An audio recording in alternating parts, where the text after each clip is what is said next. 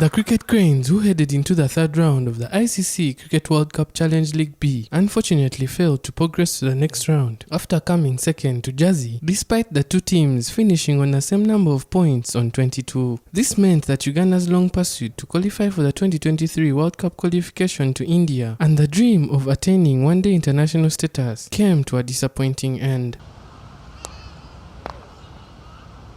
This is now behind them as they prepare for the first edition of the Africa T20 Cup, according to assistant coach Jackson Ogwang. Yes, the selectors came in with a team of 14, and we have a couple of new players in there, mostly the guys who are graduating from the under-19. We want to drop them in right now, and they start gaining the experience. Cricket Cranes will be looking to improve their global rankings after returning on a high, despite failing by net run rate to qualify for the next stage after the Challenge League B tournament. Ogwang says his team is now fully focused on what's ahead of them, starting with the Africa Cup.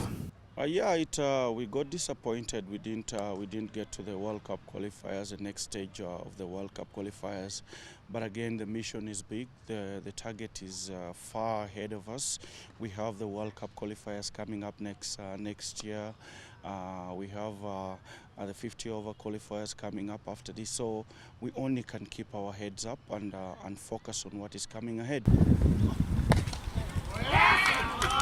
Head coach Lawrence Maatlani has so far selected 14 players that are in camp, and one of them is captain Brian Masaba, who has missed the two previous competitions the Cricket Cranes have played due to injury. Masaba is delighted to be back and in the fold and says the team is ready to put in a good performance in Johannesburg. Yeah, unfortunately, we didn't get through the 50-over qualifier and make it to the 50-over World Cup. But it's not the end of the road for us. The Africa Cup presents a good opportunity to get back into a T20 groove.